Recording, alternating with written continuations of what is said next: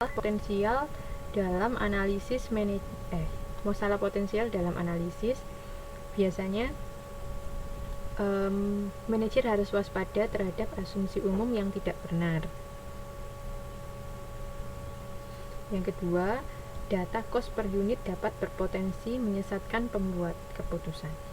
Solusinya apa? Yaitu fokus pada total pendapatan dan total cost. Yang kedua, fokus pada konsep relevansi. Jadi untuk yang pertama, total pendapatan dan total cost, kita tidak menggunakan per unitnya, kita lebih fokus pada totalnya. Kemudian konsep relevansi, teman-teman dipelajari lagi, dimengerti lagi relevansi itu apa, yang termasuk biaya relevansi itu apa, atau cost relevansi apa. Jadi konsepnya harus benar-benar dipahami mengenai relevansi. Seperti itu caranya untuk menyelesaikan potensi masalah dalam analisisnya. Berikut ada analisis cost strategik, yaitu informasi strategik membuat pengambil keputusan tetap fokus pada strategi utama perusahaan. Jadi fokus pada tujuan jangka pendek,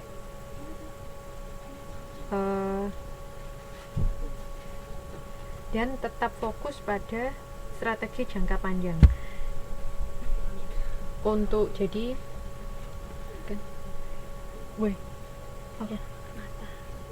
oh ini maaf, iklan. Jadi saya ulang. Tadi kan kita membahas masalah-masalah yang mungkin terjadi saat menganalisis cost, masalah-masalahnya, dan ini adalah solusinya. Fokus pada total pendapatan dan fokus pada konsep relevansi. Bagaimana caranya? Kita bisa melakukan analisis cost strategy, yaitu dalam pengambilan keputusan kita fokus pada strategi utama perusahaan. Meskipun kita sedang memutuskan keputusan taktis, atau kita sedang memutuskan sesuatu dalam jangka pendek, tapi jangan sampai kita mengabaikan tujuan utama jangka panjang perusahaan. Jangan sampai keputusan jangka pendek kita ini merugikan atau bahkan bisa bertolak belakang dengan tujuan jangka panjangnya perusahaan. Jadi tetap seiring. Itu analisis cost strategy. Kemudian untuk cost relevan dan cost tidak relevan, teman-teman silakan dibuka 512. Cost relevan merupakan cost masa depan yang berbeda pada setiap alternatif. Dalam alternatif ada berbagai macam cost. Perbedaan cost ini disebut cost relevan. Kalau yang sama disebut cost tidak relevan. Sama seperti diferensial dan tidak diferensial itu. Untuk menjadi relevan, suatu cost tidak hanya merupakan cost masa depan, tetapi harus berbeda antara satu alternatif dengan alternatif yang lain. Jika cost masa depan terdapat pada lebih dari satu alternatif, maka cost tersebut tidak memiliki pengaruh terhadap keputusan, yang berarti cost tersebut tidak relevan. Contohnya di sini, PT tepat ukur. Ada cost pembuatan alat. Untuk bahan baku langsungnya 260, tenaga kerjanya 300, overheadnya 130.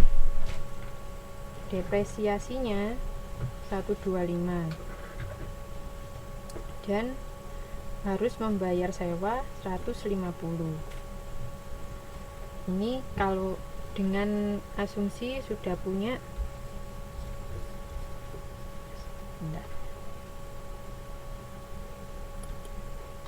dengan asumsi PT tepat ukur ini membuat alat sendiri. Alternatif kedua, membeli alat sendiri, membeli alat dari pemasok lain. Selamat malam Mbak Lu, selamat datang. Yang pertama, membuat sendiri alatnya. Yang kedua, beli dari pemasok. Oke. Kalau beli dari pemasok, harganya langsung 650. Itu. Nah, terus yang dimaksud cost relevan itu yang mana aja? Diingat-ingat, kalau cost relevan itu antara alternatif 1 dan alternatif 2 terjadi perbedaan biaya. Oke. Dilihat poin 3, cost relevan atau relevan cost. Dari contoh PT tersebut, cost tenaga kerja langsung yang dibutuhkan kalau memproduksi sendiri adalah 300. Apakah termasuk cost relevan? Cost tenaga kerja merupakan cost masa depan untuk memproduksi alat pengukur tersebut, karena untuk membuatnya dibutuhkan tenaga kerja itu. Kalau kita beli dari luar, tidak diperlukan cost tersebut. Pemakaian tenaga kerja langsung dapat dieliminasi sehingga tenaga kerja menjadi 0. Jadi cost tenaga kerja berbeda di antara kedua alternatif. Kalau buat sendiri kita mengeluarkan 300, kalau membeli kita mengeluarkan 0. Maka kedua alternatif itu terjadi perbedaan cost. Kalau cost-nya berbeda, maka dia disebut relevan cost. Oke. Paham, teman-teman? Saya ulangi. Jadi, ceritanya mau bikin alat sendiri, yang kedua mau beli. Kalau bikin sendiri ada cost tenaga kerja, kalau beli tidak ada cost tenaga kerja. Perbedaan cost ini mempengaruhi kita dalam mengambil keputusan, ya kan? Karena beda, oleh karena itu disebut cost relevan. Ini yang disebut cost relevan. Ada dua alternatif, satunya ada biaya yang berbeda dan berpengaruh pada pengambilan keputusan. Oke. Lalu apa yang dimaksud cost tidak relevan?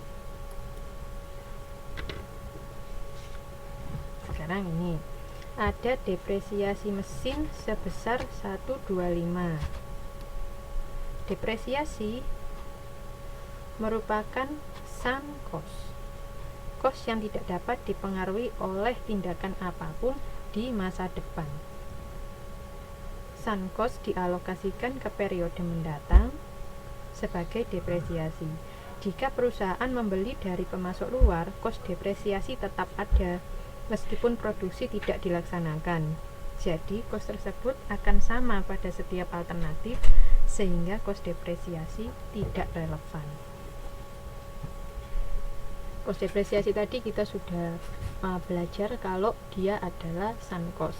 Kalau sunk cost berarti dia tidak relevan. Selain itu, kalau beli atau enggak beli, biaya itu tetap ada. Berarti kan tidak mempengaruhi kita dalam mengambil keputusan atau tidak mempengaruhi kita dalam memilih alternatif.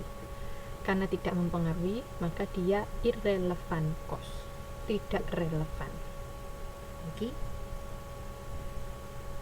Kemudian ada cost masa depan yang tidak relevan. Cost sewa merupakan cost masa depan, karena sewa harus dibayar setiap tahun. Apakah cost ini merupakan alternatif dalam Mbak Sulastri?